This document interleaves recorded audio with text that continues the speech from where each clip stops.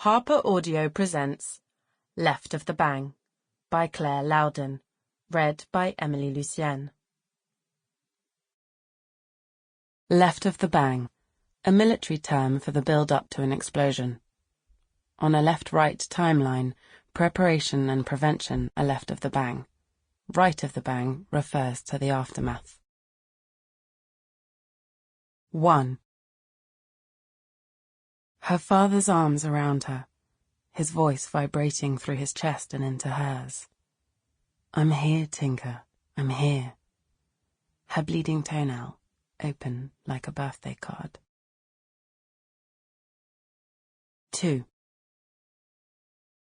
When Tamsin Jarvis was 12, she saw her father kissing another woman. The whole family was up in Manchester to hear him conduct a celebration of British music at the Bridgewater Hall. It was a treat at the end of the concert for Tamsin to go to his dressing room all by herself. Her mother had to put 10-year-old Serena to bed in the Jury's Inn hotel across the road. "Tell Daddy not to hang around chatting. The restaurant's booked for 9:45. Backstage, everything was hushed. All the doors had leather quilting. The carpet was very thick. A stagehand with his radio earpiece hooked around his neck pointed her towards the end of the corridor. Tamsin pushed her father's door open, enjoying its weight and the smooth, silent swing of the hinges. 3 seconds later, she closed it again just as silently. The lovers had been kissing with their eyes shut. Neither of them knew they'd been seen. The woman was Valerie Fisher, the mezzo from the concert. Val and her husband Patrick were old friends of the Jarvises. Their only son, a stocky, sporty 11-year-old called Alex, played viola in the same youth orchestra as Serena. Last summer, the two families had even spent a long weekend together in a rented cottage in Suffolk. Tamsin walked slowly back up the corridor, seeing it all over again. Bertrand's left hand gripping Val's bottom through the stiff satin of her turquoise strapless dress, his right hand crushing her loosely permed curls. A large raised mole in the middle of Val's back, pale like a Rice Krispie.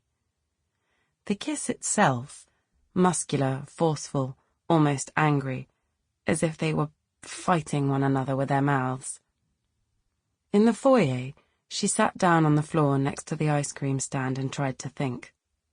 When she closed her eyes, she could hear the sound of her own blood. She could feel it, too, each pulse a tight, squirting sensation. Around her, adult chatter thinned to a trickle as the concert-goers left the building.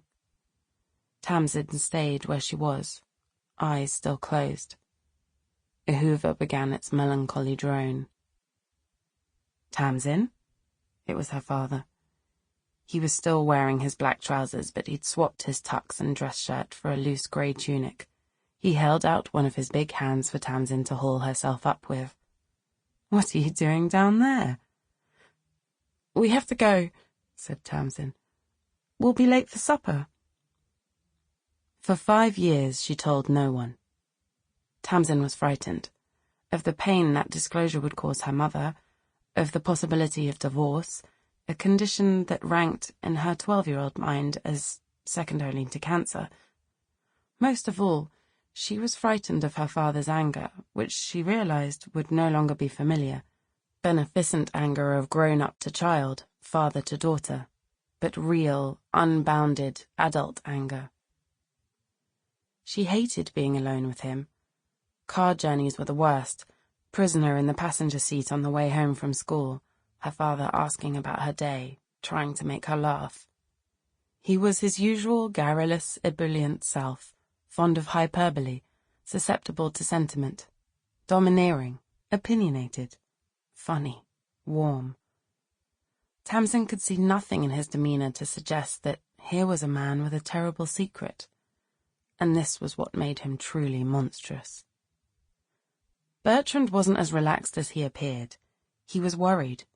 By Tamsin, about Tamsin. Before, the two of them had been a team.